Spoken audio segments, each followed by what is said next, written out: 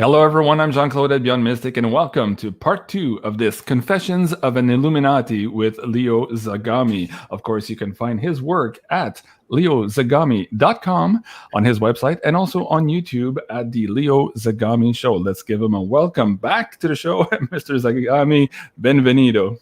Thank you very much for having me back on, and I will try to deliver my usual book in a very synthetic form, which is always a challenge.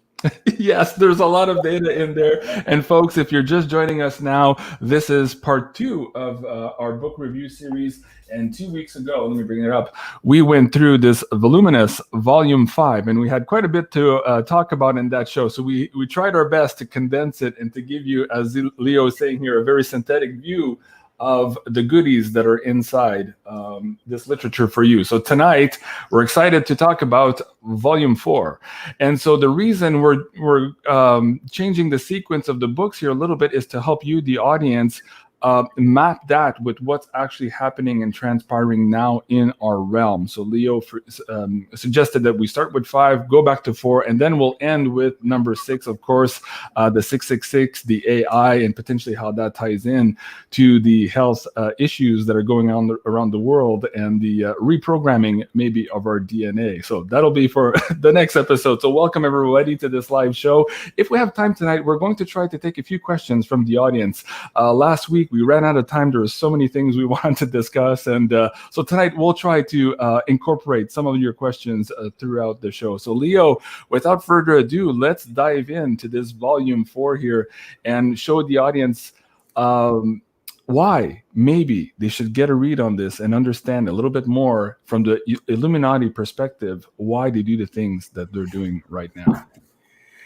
Well, this book was, of course, published before of the end of the Trump era. It was published in at the end of 2019, though, in a situation in which I was already seeing myself certain changes, and obviously I was also seeing the uncertainty in what was the challenge because of the possible games that were played in this new world order scenario, which is pushing, of course, their own agenda, which is a liberal agenda, needs, of course, a liberal progressive style president, which is not even himself that liberal progressive. He's just a puppet in the hands of those forces who are manipulating him. And those forces are both religious forces. We are talking now about the second president in the history of the United States who is Catholic, but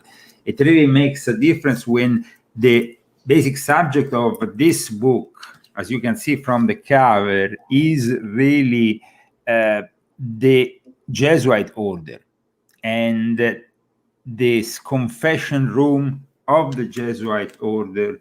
In the cover, me inside of it, it's all very symbolic. Of course, the symbol of the Jesuits, which is showing that they are part of this invisible force that is manipulating society. So this book wants to describe what's happening behind the scenes. And already, I said, we are going either towards a civil war or either we are going towards a renaissance, depending on who is going to win the elections and how we're going to play, our decisions in the coming years, if we're going to actually give in this satanic reality that was built for us by the Jesuits. And already in this book, imagine, JeanClaude, I already talked about Bill Gates going to the Vatican to discuss synthetic food together with Melinda, of course. The Bill and Melinda Gates Foundation, it was November 2019. So we were really still not knowing anything about the upcoming pandemic, though it was, of course, already spreading. And now, as you can see from 3 days ago, he's actually saying that he's gonna eat more synthetic meat and fly less to fight climate change, which we know is complete hypocrisy, because we know that these people are show-offs, and so often they lie. But this visit that there was, and what I did in this book, I also talked about my own experience with the movie Soil and Green, how I saw that movie when I was very young, how I was scared by that movie, how I re-encountered that movie in Norway during my stay in Norway, in Oslo, and the importance of me understanding the contemporaneity, the fact that in Italy this film was actually entitled Sopravvissuti 2022, Survivors 2022. So if you go and take the Italian title now and you show it to our viewers, they will understand that actually it's almost prophetic. And another of the subject that, of course, is touched in Soil and Green is euthanasia.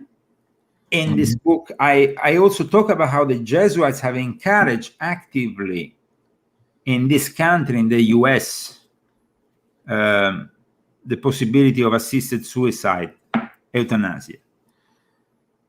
And so I really projected this invisible word to most people, because they simply ignore who is shaping your heads of state, your bankers, your militaries, your intelligence agencies. Well, it's always the same people. It's the Jesuit order of the Vatican, is the Company of Jesus that was founded by Ignazio Loyola. So then in this book, first of all, I start with the invisible forces, which are the archons, right, in the at times Gnostic vision, no, and other alien entities in this end time scenario. What was Gurdjieff doing, and who was Gurdjieff? Because a lot of New Agers tend to think Gurdjieff is such a nice guy, but then they maybe don't know certain things about him, certain links also to the Jesuits, even in his own philosophy and way he was working things to create, of course, a very strict discipline and everything else. But you have to understand that in my vision here in this book, I wanted to first of all describe what these demonic forces were. So I used the phrase Onoarno. It's very complicated to spell. I tell you, it's a bit of a T, a Z, an A, an R, an O, an H, an A, an R, an N, and an O. It's Svnorno, and it's this very complicated word that comes out of George Ivanovich Gurdjieff's tradition. And maybe for those who don't know who Gurdjieff was, let's say that he was a great thinker, a great initiate. He claimed to have had some kind of connection with some kind of ancient Sufi-like initiatory order, and he himself was connected, though, to a line of thought that was quite revolutionary. And so he talks about this, but he was also very inspirational to a lot of Freemasons. He's also been very influential within the New Age movement in a way. In this book called The Herald of the Coming of God, of the Coming Good, sorry, he basically talks about this word, which means an idea particularly dear to Freemasons. Meaning that this Zuanarno, sorry, but it's really a very difficult word to spell, arises among people, which leads to the destruction of anyone who tries to help humanity. It's a little bit like a sort of syndrome of the cave, going back to the discussion, of course, that is represented, that is written about by Plato, and that sees as a character Socrates in the cave. It's a little bit like the allegory of the cave, you mean? Yes, the allegory of the cave. Yeah. So Zuano is a similar kind of concept, it's basically, though, the energy itself that pushes those people who try to bring eventually the people out of the cave. So it's like the specific force, demonic force, that keeps humanity from evolving, no? Right. So Gurdjieff was, of course, inspired by the theosophical milieu, and also was close to the Jesuits. Like I said, he was close to the Jesuits and was close to even to Joseph Stalin. And this is a point that not many people know about. So I also discuss this. In psychological terms, though, I also talk about the fact that Sarno is a collective unconscious force whose first instinct is to oppose any counter force that is attempting to wake people up, make them aware of the prison planet we're living on.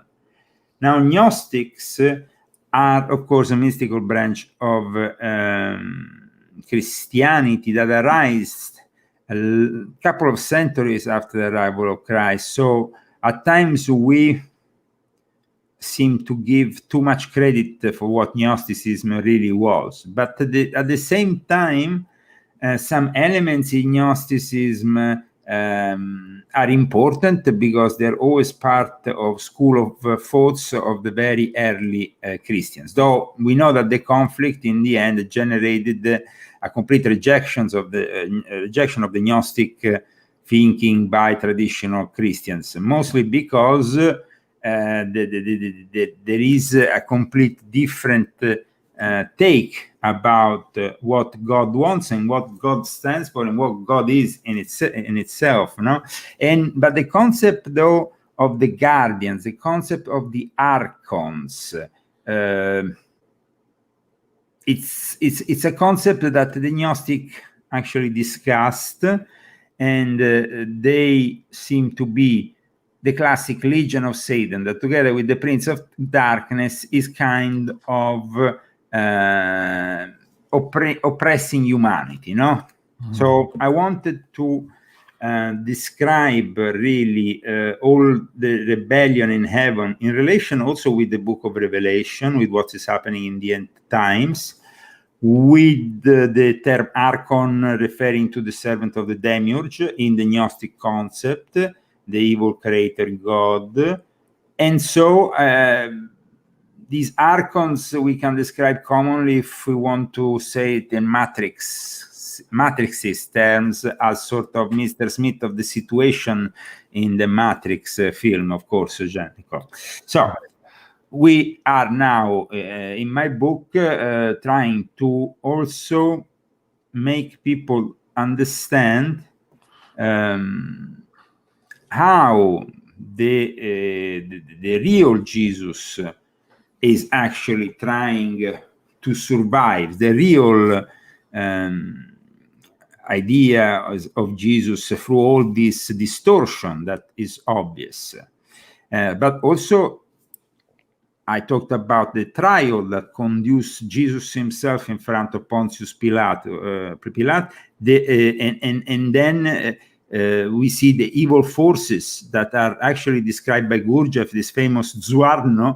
Well, it's actually the same forces that are there pushing the masses to say we prefer a criminal or somebody that to Jesus. We prefer Barabbas, we prefer somebody else. We want to save somebody else rather than Jesus, who, of course, regardless of the fact that is, of course, the manifestation, the child of God, if you want to say the ultimate representation of a prophet on earth, he had to go himself against this force. So I wanted to explain what this force was. I wanted to also give some references that make people understand how these archontic forces, in a way, were unleashed even more from the darkest side since the advent of Aleister Crowley's work, especially in the moment in which Crowley died. It's like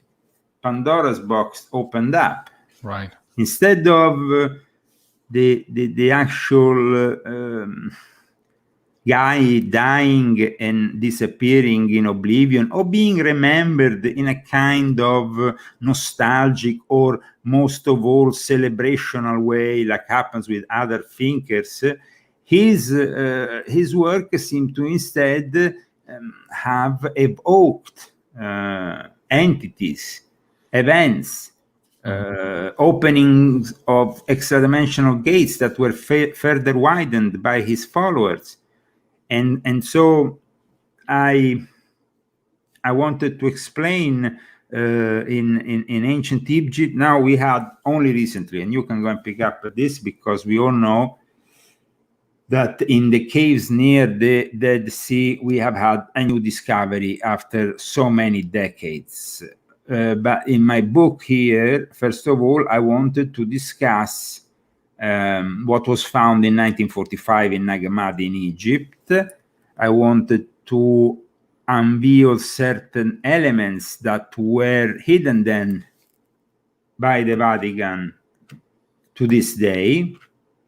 There is been also researches done in this direction by other very prepared writers and researchers. I remember many years ago, I remember reading a book by Michael Bagent and Richard Lane, that those guys, that was very interesting and very critical about how the Vatican intervened immediately after this discovery to just have their control over what was discovered. Right. So if these texts were not so important or related to Jesus, why did the Vatican go through such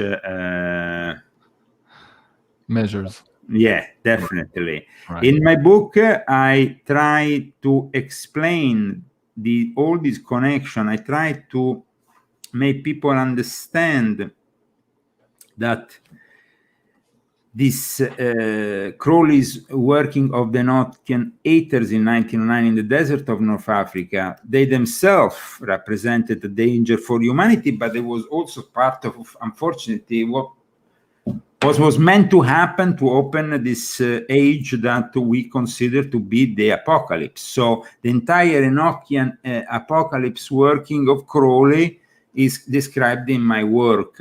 And I try to, at the same time, make people realize all the connections, even the connections that might not seem immediately, like with the Nazi Holocaust, or the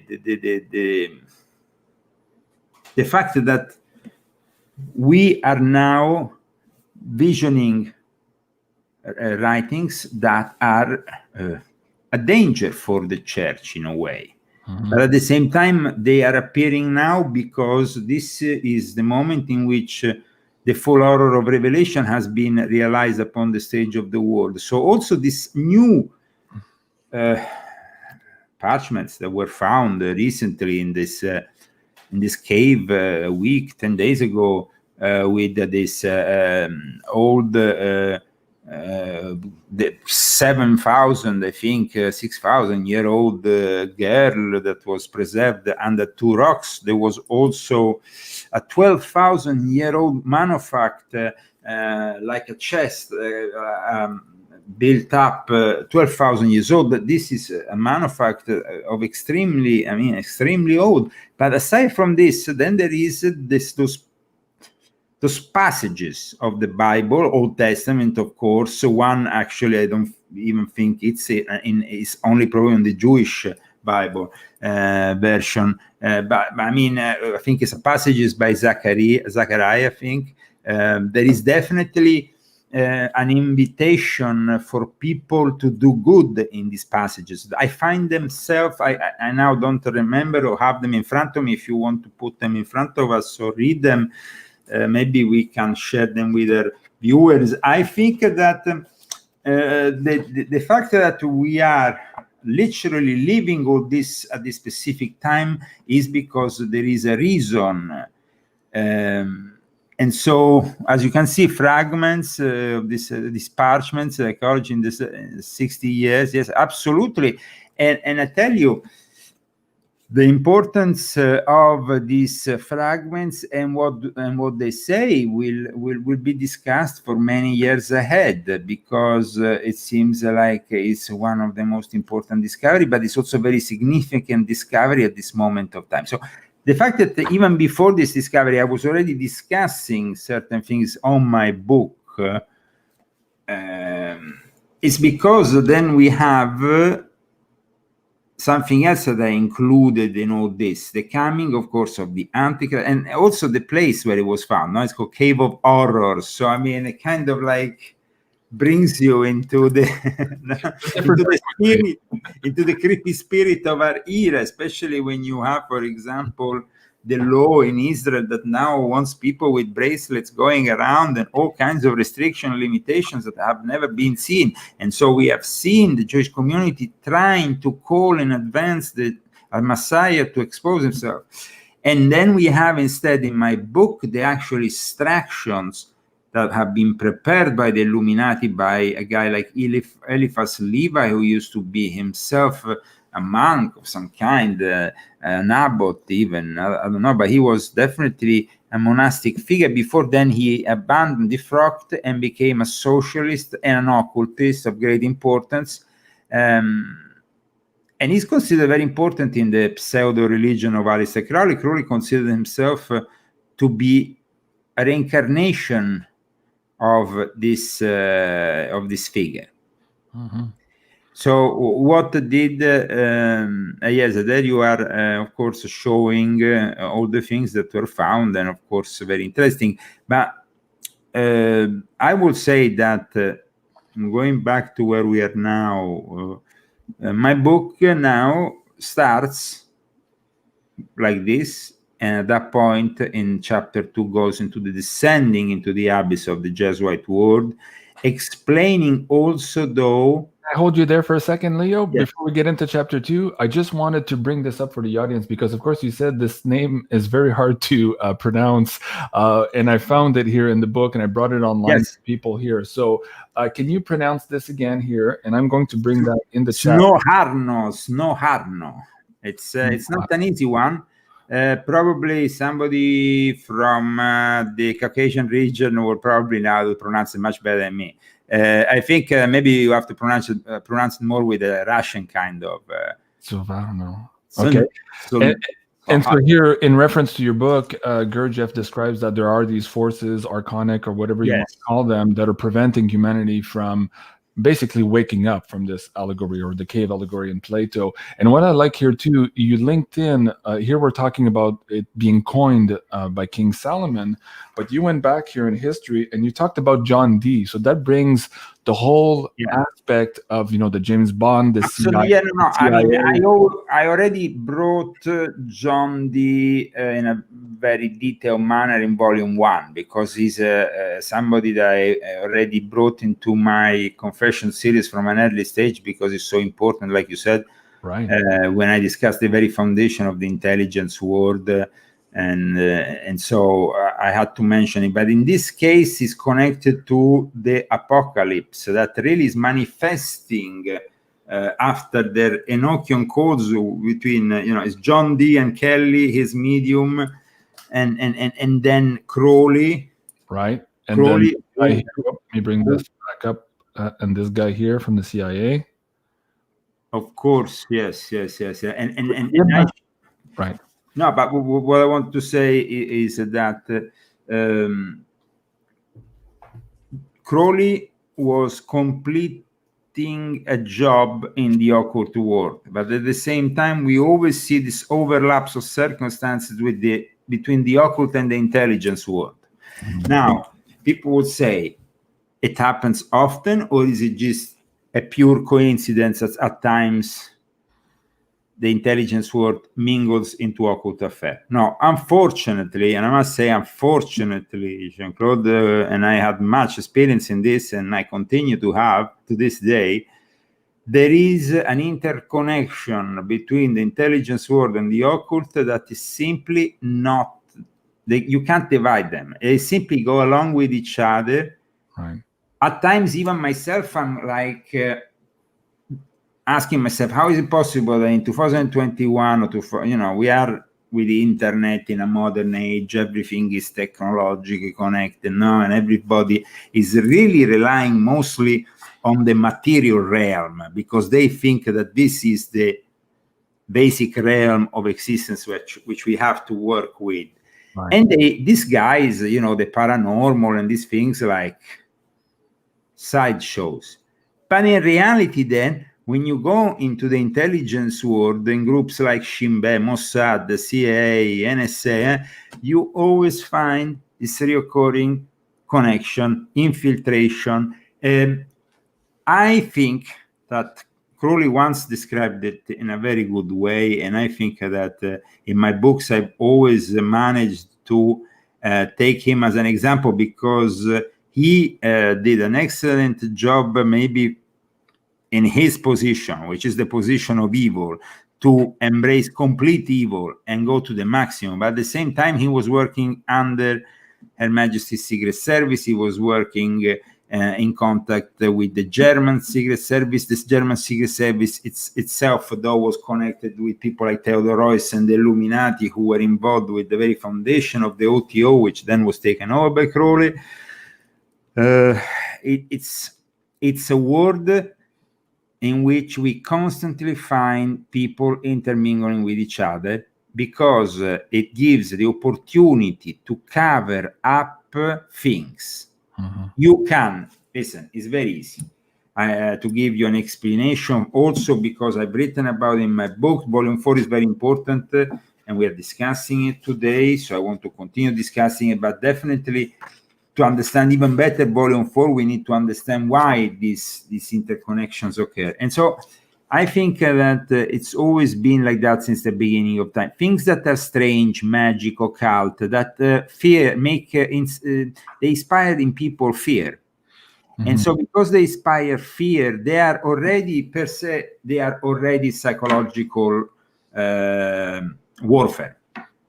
And so they are already operating in the realm of psychological warfare. You are creating maybe a scenario. Maybe you can open, I don't know, a yoga gym as a cover-up, a new age crystal thing as a cover-up, but then in the evening you have a bunch of CIA operatives doing everything else. Right. And those CIA operatives might be members of prestigious Rosicrucian or Masonic or various orders, and these orders are used as a cover, because people, the language that is taught in secret society is so codified that it's the same language that you learn when you have to go into the intelligence world. I mean, you have to be cryptic.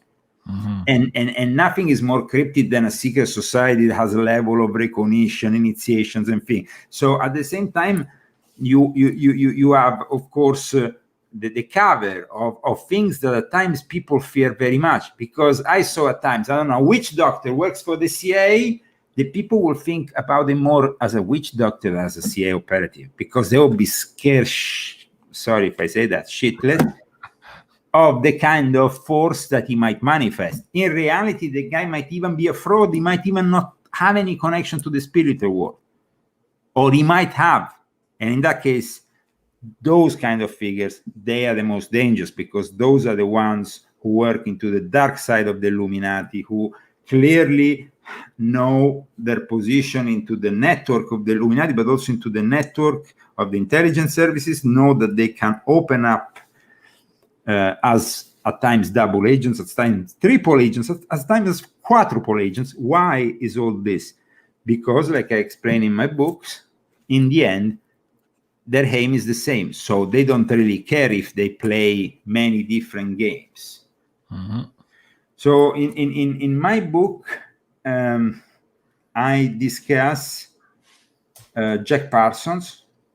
I discuss Jack Parsons' involvement in the OTO, Aleister Crowley, and I also discuss Area 51. I discuss many elements, even of my own personal experiences that have been rather recent, because I came to the US and I was able to myself have certain experiences going through sighting Area 51 in the middle of the night and arriving to the headquarters of somebody who is responsible for a magical order, who gets me in his house in Paramp, who happens to be also the place where we had one of the greatest radio personalities living for a very long time, so I mean,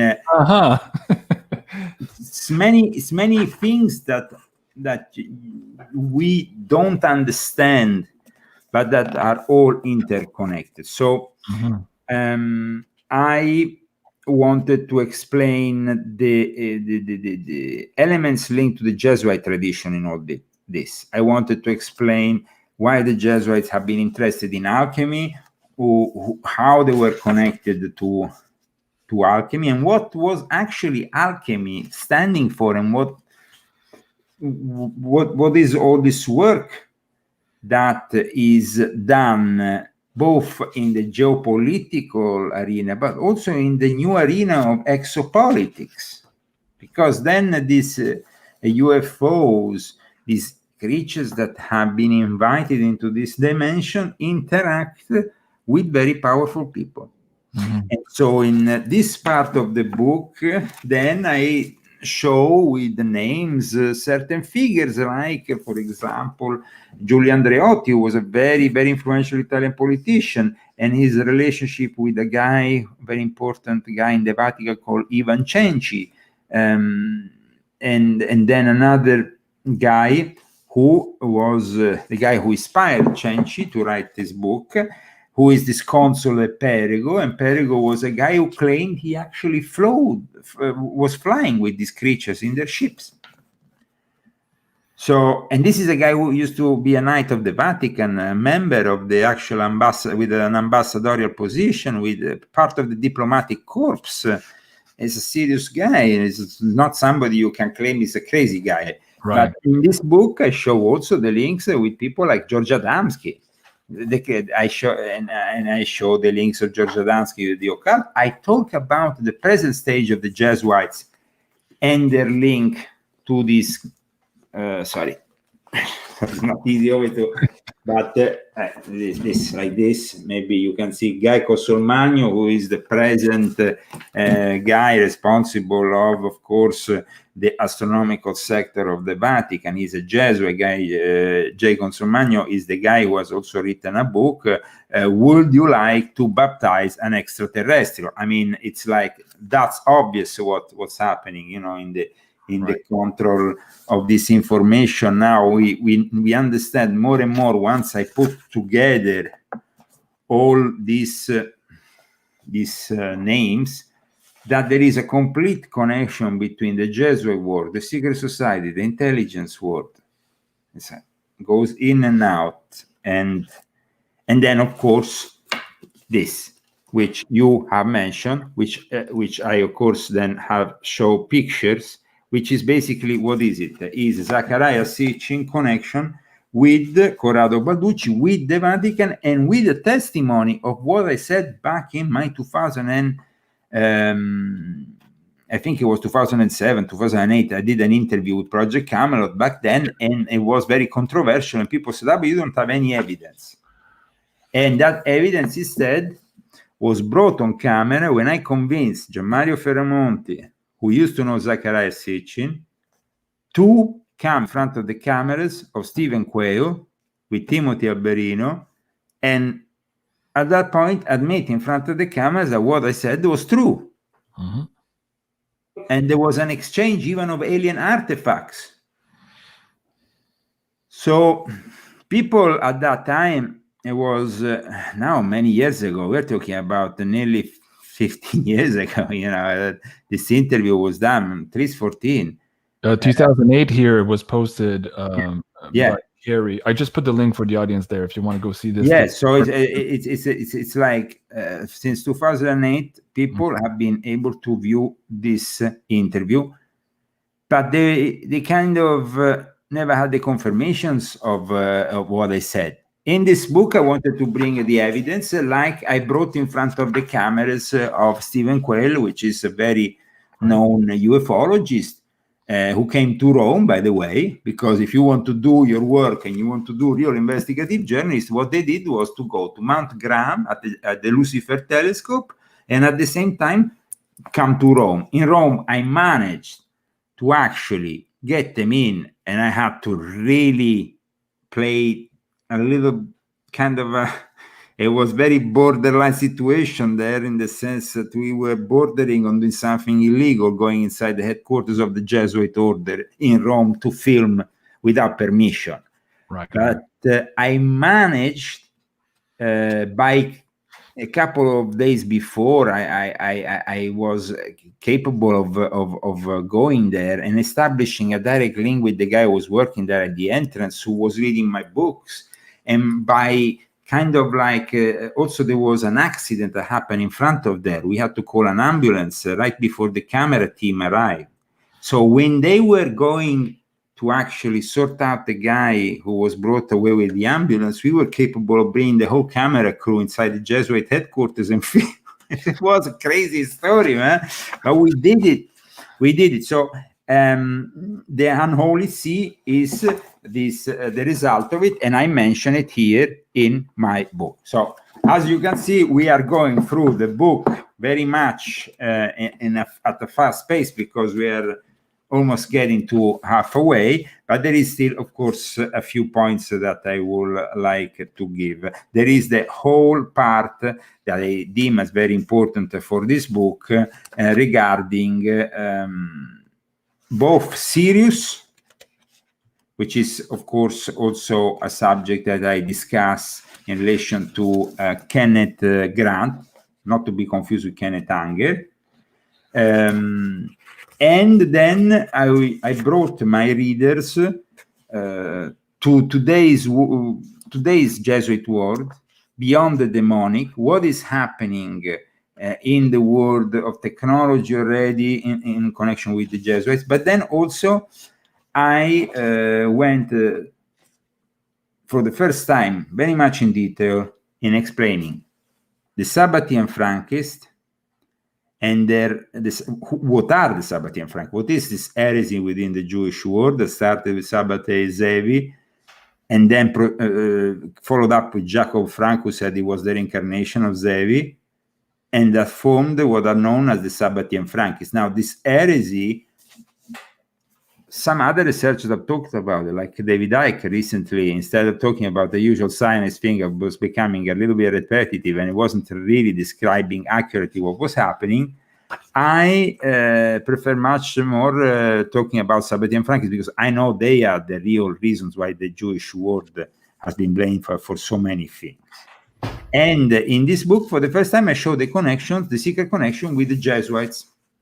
The connection between the Jesuits, certain secret societies, certain figures of important figures, key figures of secret societies, like Svendeborg, Emanuel Svendeborg from Sweden, who himself was said to be the reincarnation of the founder of the Jesuits, who himself studied the first text that the Jesuits sent from Tibet, that they were brought to Europe. So all this is very much described in my book. The real role and the real truth regarding Mustafa Kemal Atatürk, the founder of modern Turkey, and the connection, of course, with the Sabbatean Frankists. And all because they are known in Turkey as the Dome. They're not like something, out of a conspiracy book. They actually there have kind of an ethnic group connected to this. What is the Dome or the Sabbatean Frankists? Most of them want to practice most sin possible to bring sooner the end times. So the more you sin, the more you do satanic things, the more you do sexual magic. And they were the people who first spread certain theories that eventually made it to Aleister Crowley, because Crowley was, of course, inspired by Pascal Randolph, but Max Theon and people who inspired Madame Blavatsky were instead people connected to the Sabbatean Frankists. So all this connection in detail, and the connection also with the Rothschild family and the Jesuits and the Vatican. Mm-hmm. Now, all this is described in my book. And so I'm very happy that I did it back then, because then people, when during the pandemic they saw Linda Rothschild and everybody arriving in the Vatican, they say, wow. So then what you were writing was accurate. It wasn't just pulled out of a magician's hat. No, it wasn't. And actually, what I try to do in this book is also to describe in detail the spiritual work of Sant'Ignazio Loyola, the birth of the Ignazio Loyola exercises, which are used to mold the ruling elite, and also Freemasonry, which itself takes the chamber of reflection in continental masonry from the cave in which Ignazio Loyola had his first experience, because this guy was basically an occultist. He had been arrested 5 times by the Inquisition before he founded the order. And here a photo of the current general of the Jesuits, Arturo Sosa, in this cave where such exercises were put together, and why they were put together, the function that they have. And basically, I talk also about the Emanuel Svendeborg connection with the Loyola, known also as the Buddha of the North. I explain certain things regarding reincarnation that were of interest for the Jesuits, who themselves wanted to achieve the mastery over the tracing of the reincarnated beings, and that was something that they studied for many years. Then I also go into other subjects later on in the book, and I touch the subject of Christian Freemasonry by showing also documents that are very rare. I show how the first lodges of Freemasonry were made, shaped like a cross, to symbolize that they were actually product of Christianity. Then I go into a more contemporary part of the book, in which I discuss Madonna. I discuss then the Antichrist, the red flag laws. That's very good that you're showing also the cave of Arturo, where Arturo Sosa went to pray, which is the cave where Ignazio Loyola started but it was also the cave in which Ignazio Loyola every now and then brought some young girls and hypnotized them and probably told them to do some very nasty things. Who knows? I mean, that's what he said. Right. So a conversation for another book. Yeah, I mean, he was very hypnotic. He was a very charismatic leader. I don't think he would have ever made it to shape an order that then went into the conquest of the East. And that is also another very important part of this book. This is the first book, I think, in the English language for a long time that gives you also an entrance into the Jesuit secret operations in the Far East, their connection with the Brahmin, with the Tibetan monks, with the Chinese Empire, and why they have been so close to China for so long. And this was, like I said, published, written before the coming of the pandemic. But still, China, central role, the fact that the Vatican since 2018 has followed this new thing of wanting to accept the patriotic church into the fold of the Catholic Church. This is unprecedented because most of those priests and bishops were nominated by the Communist Party, so they have really no legitimate line of succession from Jesus to Peter to... Right. It was from what? From Karl Marx to Mao Zedong to... So it's not really the traditional line of... So these are Satanists. And what the Pope has accepted is satanic. And unfortunately, the hypocrisy today is rampant, but they are also very strong. As I said when I started this book, the presentation of this book, the fact that now we have the second Catholic president in history makes it really difficult to go through certain reforms that are very important. In this book, I talk about Antifa's connections with Satanism. Right. And Antifa's connection with Satanism are very important. I also explain how we basically have been manipulated to stay very ignorant by secret societies that have infiltrated the best universities. And of course, I went into exposing for the first time the secret societies in Georgetown University, the Society of Stewards, the Second Society of Stewards, and also another new secret society that just recently happened to appear in Georgetown, which is the first secret society for the LGBTQ community within Georgetown.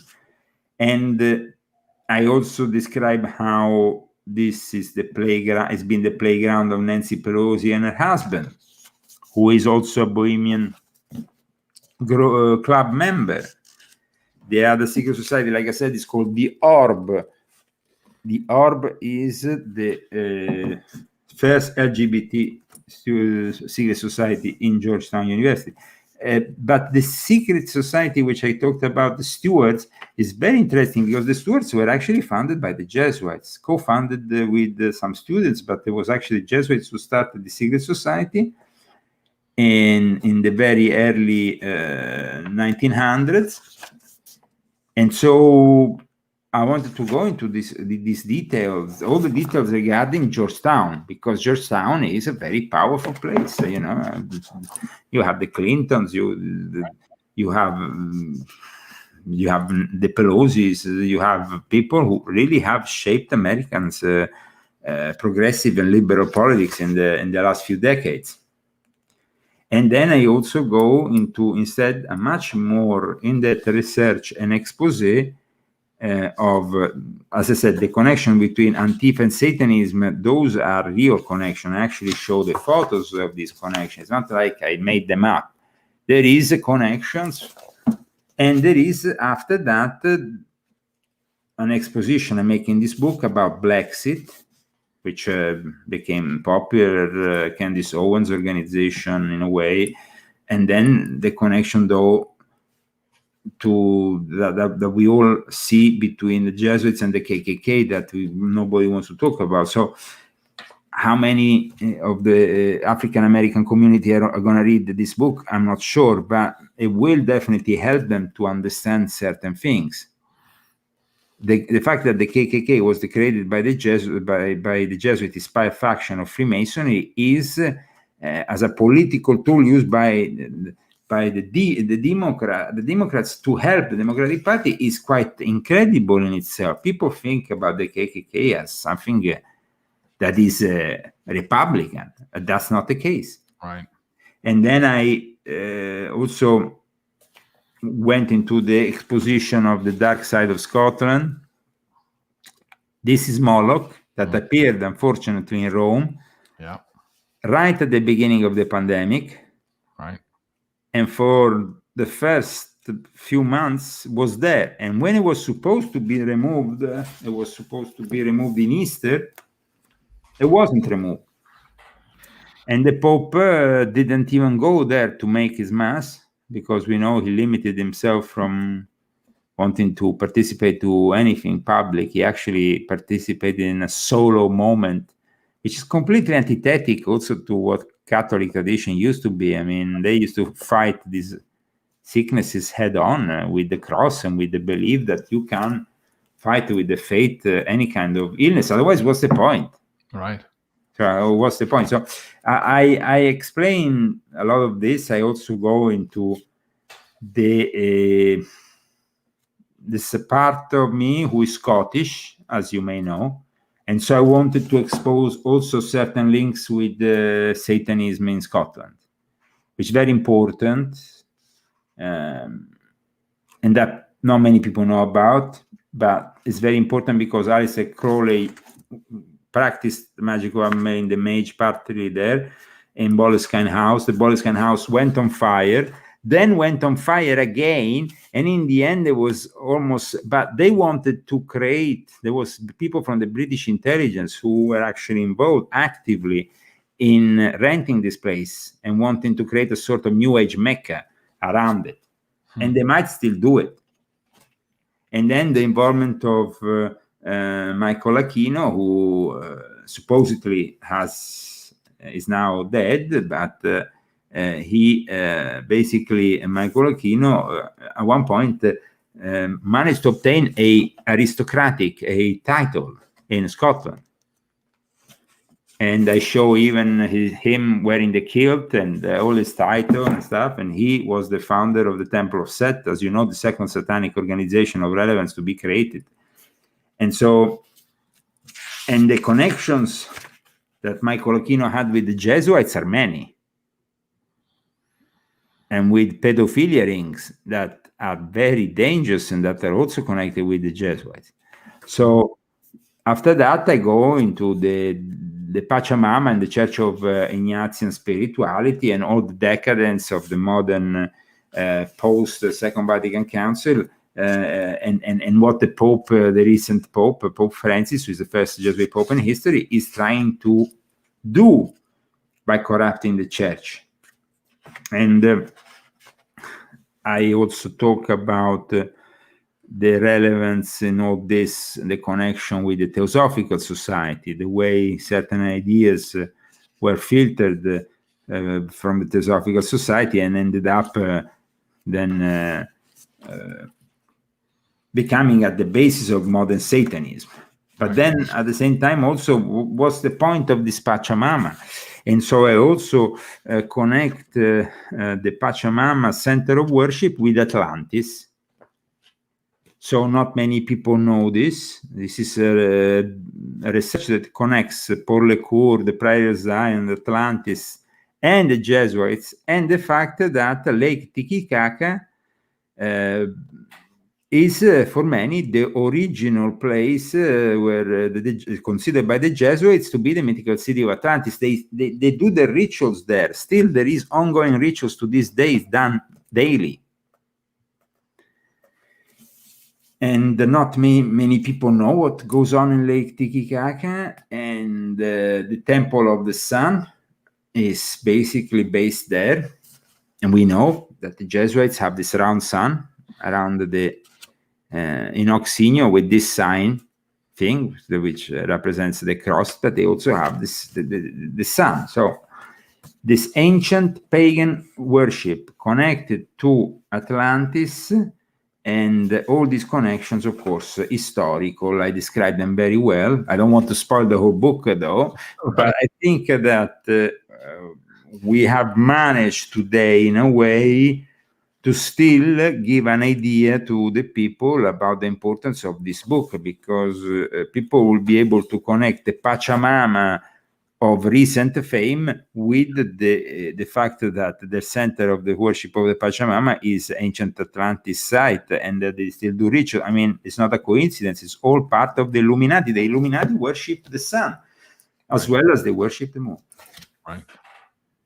And that's it.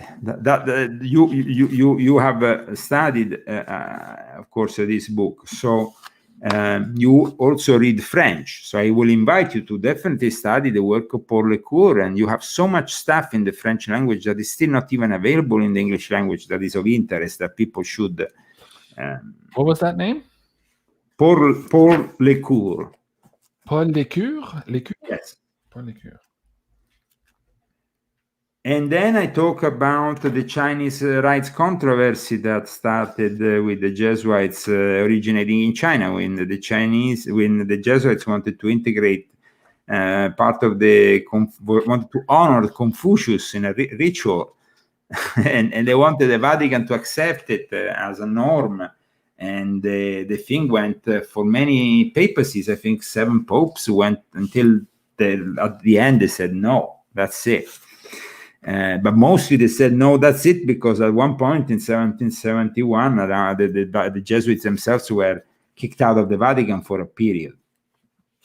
However, I also explain in detail in this book the link between the Order of the Asiatic Brethren, which is a form of the Illuminati connected to the Sabbatean Frankists, the link with the Hermetic Brotherhood of Light, the link with Madame Blavatsky, Max Theon, all these links are very important, because then you will understand through the right interpretation of this book all the background of the invisible world that is then later on creating the physical world, that it reflects in the physical world. When we have volume 6.66 in front of us, then I will be able to go further with certain things that, of course, I don't want to start today, but I kind of start to mention. But in volume 4, then another thing that I mention is the prophecy, the last prophecy of an old Indian. And here we go into the understanding, of course, that there is a common denominator, and this prophecy, the Hopi prophecy of White Feather that was given, and how this prophecy relates to today, how and why it was given to a guy called David Young in 1958, who was, by the way, I think, a Christian preacher, so somebody who didn't necessarily have a pagan background, but he had a Christian, apocalyptic, evangelic background that might have, in a way, connected better with this discovery that there was something that was, in a way, connecting with what we are saying. We are living in the end times, and the Indians know about it. And so I wanted to include this prophecy after I myself visited the land of the Hopi, and because this David Young is said to be also a relative of mine. So I also included this element. And I think that we did a very synthetic but very strong exposition of what this book is without going, of course, we can't, it's impossible.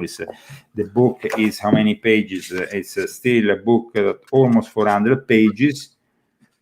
And in the end, I really give that important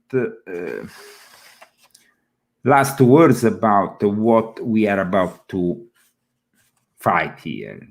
The enemies of humanity. Legion of Satan is increasingly dominating, the advent of the Antichrist, the reality of these end times, and the possibility that we might end up, of course, here in the US because of the clash that is stronger and stronger between two types and two different ways of viewing life.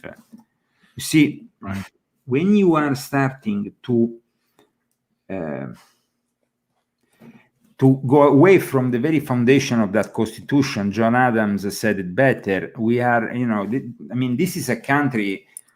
It's God-given rights. When you are taking these God-given rights, when you have basically abandoned the fact that this nation was founded by and for religious people, together with, of course, people that might not be religious, but it never occurred that those non-religious people will take over the show and start to persecute the Christians, because the Christians created this nation.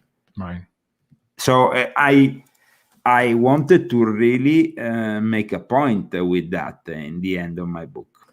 So I hope that my exposition was clear. Very clear. Thank you so much, Leo. And I'm going to bring up here your PayPal tip jar for everyone to see here. It's in the live chat now. And folks, there's a link also in the description box below.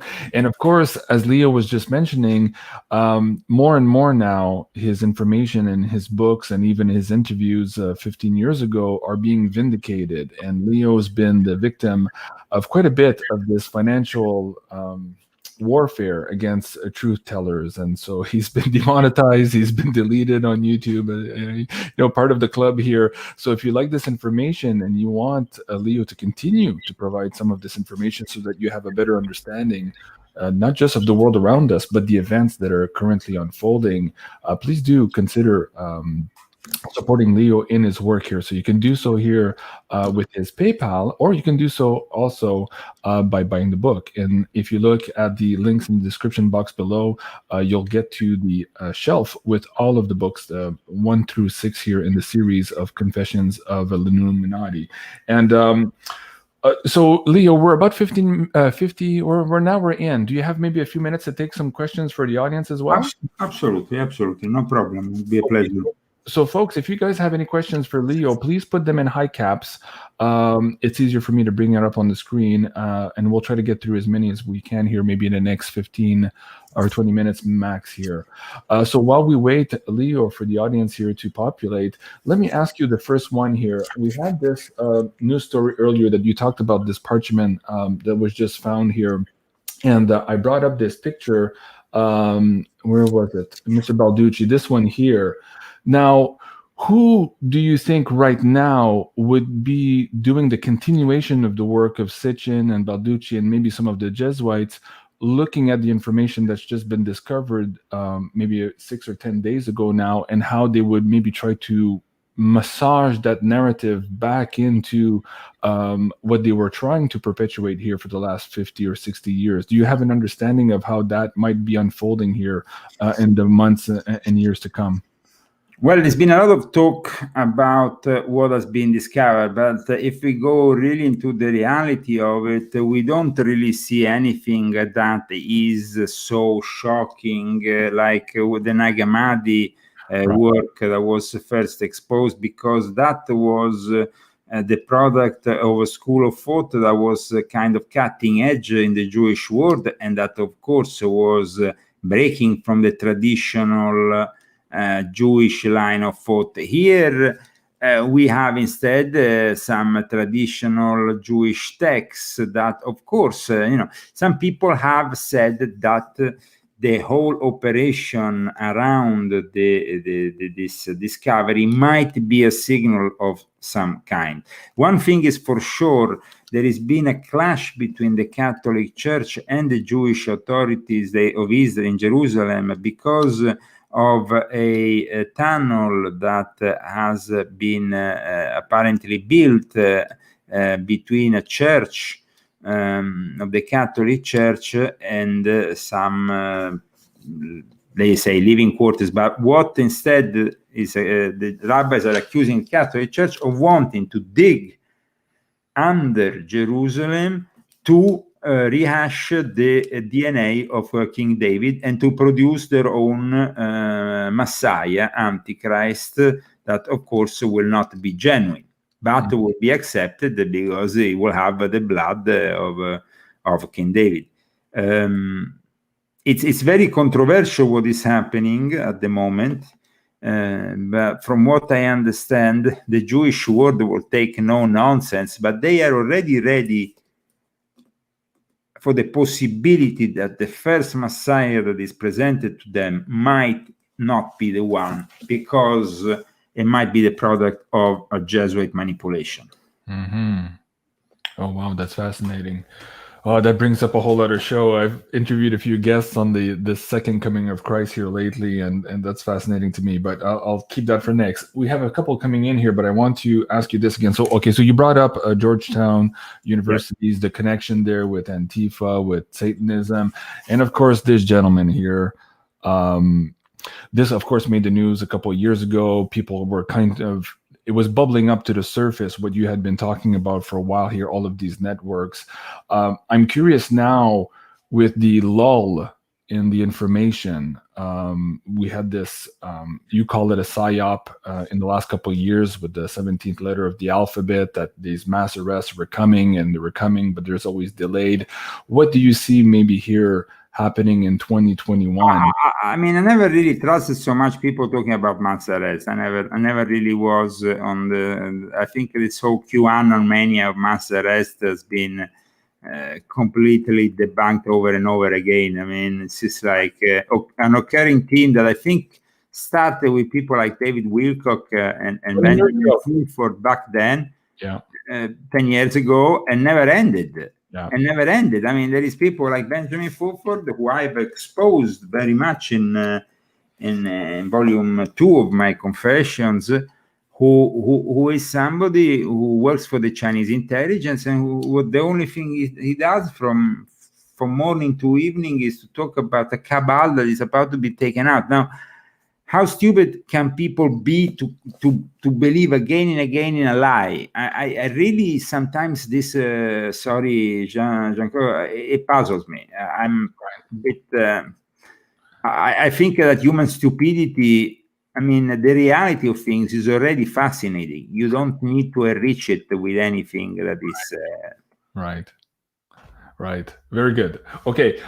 So I just found here who you were talking about, Paul Lecourt. Okay. Yes. So I'll do my research on that. I'll send you an email if you have any specific book you want to recommend to me, and we'll go through that. No, I think that you will have to really, apart from the suggested there in my book, the titles that eventually might be of interest, but his wide range of work, being in the French language, even myself, I at times had problems in acceding to it because my French is not that great. Yes, I can read it, but I'm like always struggling. So I'm sure that you will have access to a lot more work that he might have done. Also, he used to have involvement with various publication magazines and stuff. So, I mean, it's important, I think, that we evaluate our own background and traditions. Now, like I do in the case of at times, bringing out some Italian authors of importance that have been long forgotten. I think for you, you have a French background to also bring out that kind of. There is so much that the French mystery schools have done, and not all of it has been good. Let's, for example, focus on the Gnostic schools that were born out of Doniel, and then that was another Jesuit production, basically. That was basically in the sense that in the end, the guy who brought out this whole Gnostic phenomenon was somebody who wanted to become a Jesuit, but he was too much of a sexual pervert. He kept on masturbating in seminary, and then he ended up founding instead. Suddenly he said that he was dreaming about the Cathars, about being given a Gnostic succession, and believe it or not, that became the birth of modern Gnosticism and all the various Gnostic churches and the wandering bishops. Wow. Fascinating. Sorry for the noise there. I was interrupted. There's somebody coming into the room. Though after some of these phenomena, to make themselves more credible, have mixed themselves with other line of succession, like the line of Antiochia. I talked also about that in volume 3 of my confession. Okay. Next question on the screen here. Janet Sharp. Does Trump have any Jesuit connections?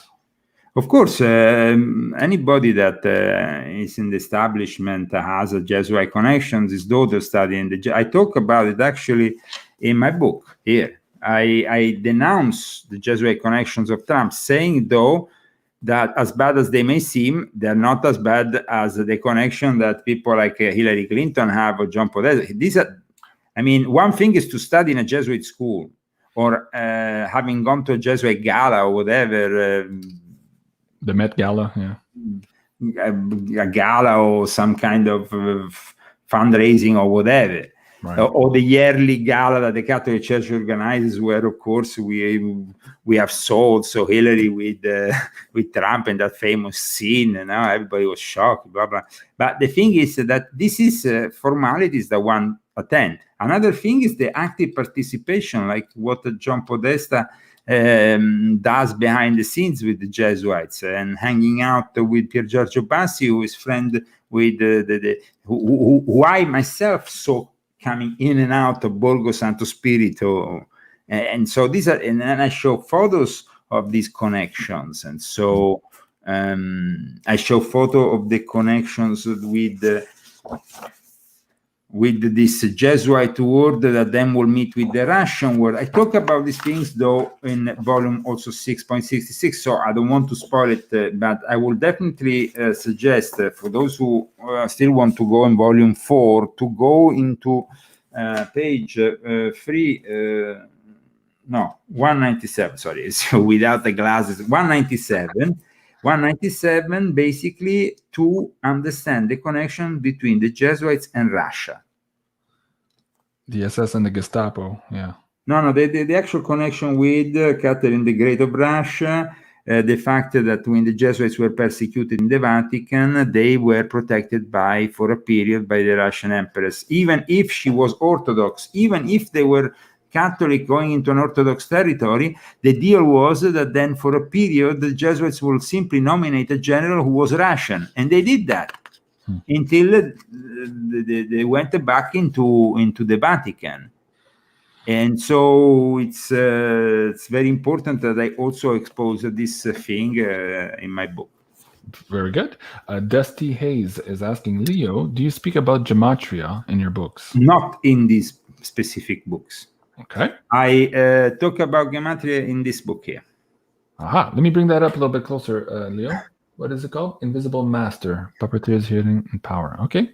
If we want to discuss more that technical thing, that is where you're gonna find it, because of course gematria, notaricon, things that are to do with the Kabbalah or to do with these entities are something that has to be always discussed in the appropriate context. That's why it's discussed there. Somebody's asking me what I think of Marina Abramovic. Well, I mean, Marina Abramovic, we saw her last time we were together in the end page of the volume 5, no? When I showed Marina Abramovic and Jacob Rothschild in front of the Legion of Satan painting in a museum. They were pretty obvious what I think about Marina Abramovic. Well, here in Palm Springs, we have a museum where they had a work of Marina Abramovic exposed last year when I went before the start of the pandemic. And I was shocked simply because her installations, her art is always so dark and so satanic. And she tries to masquerade this, but you can't masquerade the fact that you are drawing your art from occult forces like she does. Right. Sorry, you can't have you can't have it. You can't pretend you are an angel when you are going to bed with the devil. I mean, it's not happening. Right, and they're trying to make it fun and trendy with Hollywood, the spirit cooking. Absolutely. I mean, the normalization, what came out during the elections, the spirit cooking and everything, and the connection with the Podestas, and of course, this connection is a connection that goes all the way down to the Vatican, as we have just discussed, the connection of the Podestas with the Vatican and with the Academy of the Illuminati and so on. I mean, but the fact that Marina Abramovic has also actively worked in the occult. That is something that at times sees people saying, oh, but she's just an artist. No, there is been part of the art world that has been actively working with the occult for many years. And she has been pretty open about it. So we don't need to make hypothetics about it. No? Very good. Ed is asking if John Dee was the introduction to the British Empire to this whole world of pedophilia and child sacrifice and all that. Was he kind of like the No, I will not go so. I mean, they were like swapping wives. That was already a big deal back then, and it ended up the friendship between John Dee and Kelly.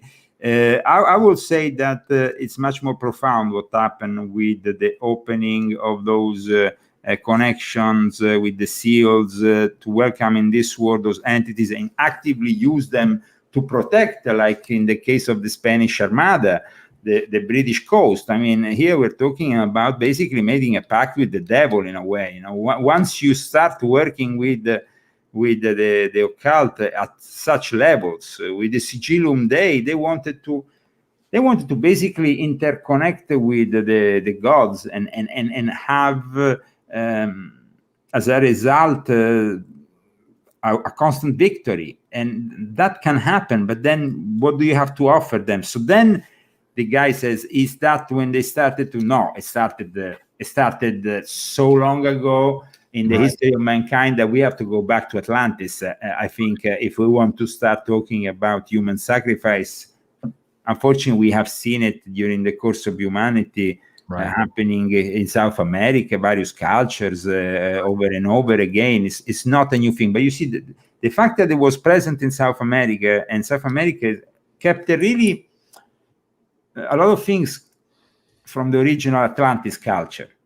Should make us think, how did things go really wrong in this Atlantis situation? And was human sacrifice part of it?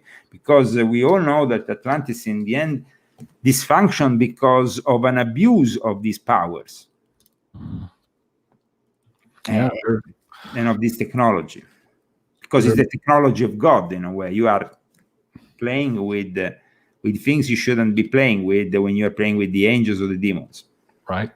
Where do you tie in? And the next question here was about Nostradamus. I think it just jumped off my screen, but someone was asking you what you thought of him and how some of these prophecies tied in both with what the Illuminati are talking about in terms of the end time scenario and perhaps what more traditional Catholics might think about it. How do you see that tying in?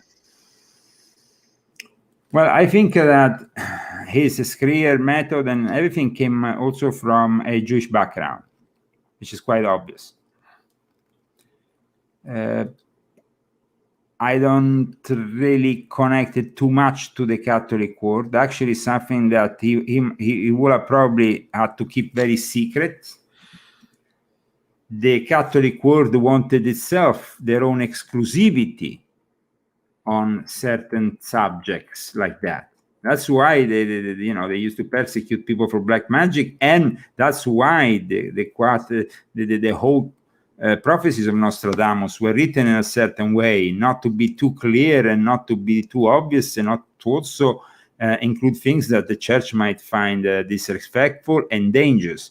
So you could always interpret them in a different way. Because Nostradamus prophesied a lot of things, including the arrival of Napoleon in the Vatican. That was itself a shocking moment. Mm-hmm. So I think that Nostradamus, how it ties in with the Jewish world, is because there is a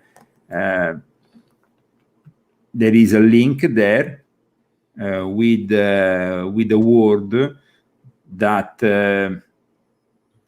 it's a word that we shouldn't be normal people having anything to do with, and that people should follow in the most traditional way with faith and reverence. Sometimes, and Kabbalah and alchemy became the attraction even for Jews who were baptized, like Nostradamus, okay?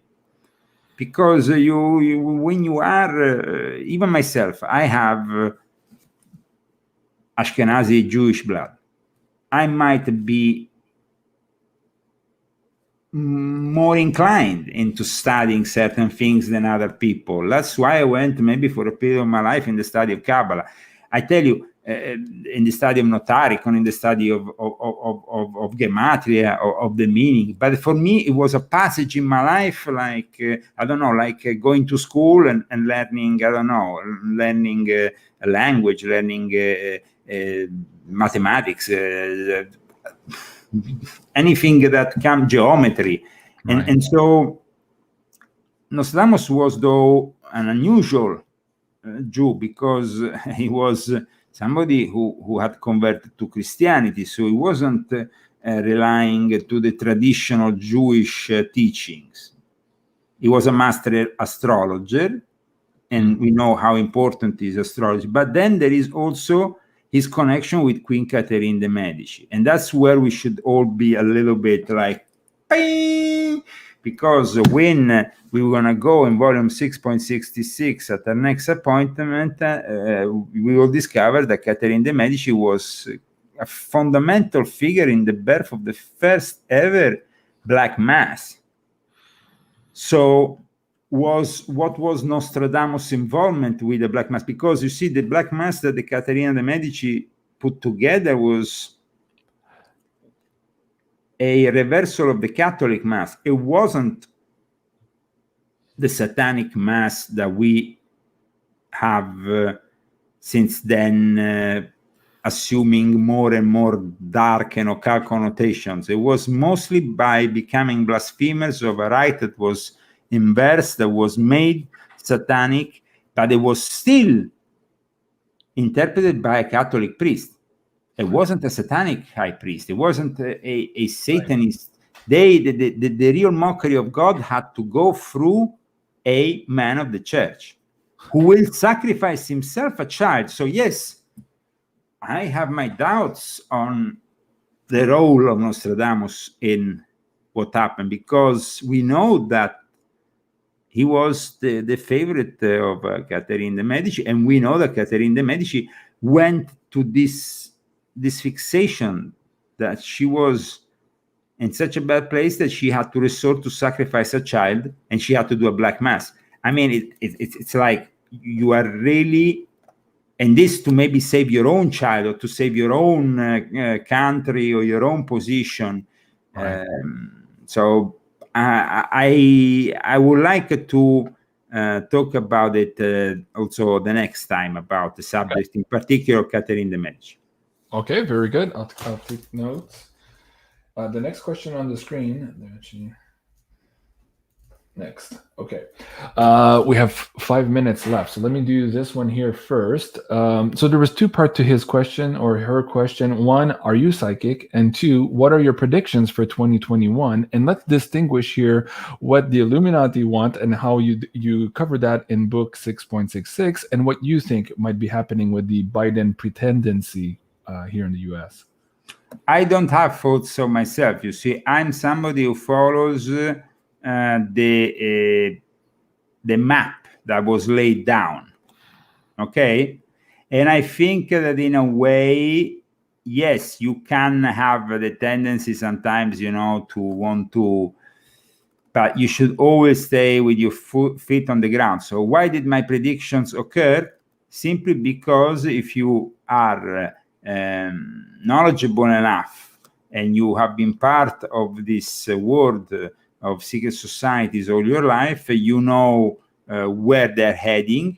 It's a bit like, let me tell you, it's a bit like you have the Boy Scouts. I don't know, the Boy Scouts these days end up very badly with a bunch of court cases. We won't go there. But the Boy Scouts teach a series of signs, okay?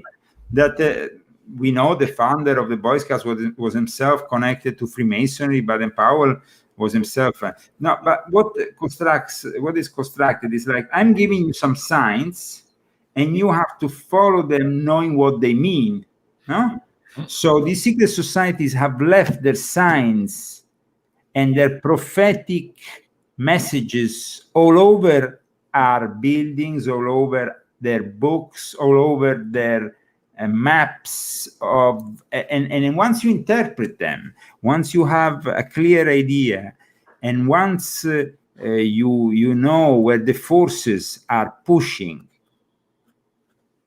Sorry, I couldn't see that. Oh, l'Emissaire de Cathédrale, you were talking about the CANALE, of course, and we discussed that in the past also when we discussed CANALE. But it's also the fact that we then, okay, Cagliostro could, the Count Cagliostro was very popular. A lot of people say this guy's a psychic, he's a divine. Of course, psychic. Of course, you are particularly sensitive, but you're not necessarily, if you want to accede to the future through entities, then you will always have to rely on information that might be manipulative and might be deliberately given to you to do an error that might cost your life, cost the life of others and stuff. So you have to be very careful if you start dealing with divination in that way. And then you have, of course, scrying. Then who are you letting in when you're doing this scrying? Who are you letting in when you are watching into a mirror? A mirror is in itself a symbol of magic power that shouldn't be open just like this, that connects with another dimension. Or the water that is being used to reflect, that, like Cagliostro used to watch in. You can do it if your mind is well prepared, empty, you have a very serious discipline, you might be able to do it. But the thing is that the constant threat of a demonic incursion is always there. So you better not do it. And instead, you might instead relate it to your feeling about the energies that are at force, and you make the necessary calculations. Right. Because you know that 1 + 1 is 2, and it's never going to be 4. It's never going to be 5. So you have when you want to view the future, you have to view it from beyond this limited lifespan of a human being. You have to. It's a little bit like the alchemist portrayed in that image that goes through space and time continuum, watching in that famous image. I don't remember exactly which one, but I'm sure that was often cited by Jung. And so once we know that we have a perception and we have an awareness of things that are around us, definitely you know that if I kick this ball, it's going to hit that wall or it's going to hit that window, because you know where the direction of the ball is going. You know the power, how powerful was kicked that ball. So, I mean, I think that is also about calculating your these forces at work. And then you have to also calculate your own role and your own position while these forces are manifesting. Because I said that in 2020 there will be a virus that will lock us all up. In volume 2 of my Confessions, that was written clear as the day, no? Okay, so now people go there and say, but how did he? Because God was good enough to let me read certain books, belong to certain groups of people, where I heard certain things, maybe in a very reserved circumstance, where there was representatives of this or this other faith, or knighthoods, or Freemasonry, and then I became convinced that 2020 was that turning point. Mm-hmm. Because I didn't, and then you have to understand, you have to have at least more than one evidence that is going to be that way. Otherwise, you're going to fail. Right. So I've been yes, rather prophetic, but I guess that it's about it's not only the intuition. It's about calculating where this energy is conducing all of us, and knowing where this energy hits, how it hits, the intensity it hits. It emanates. Every institution emanates some egregor.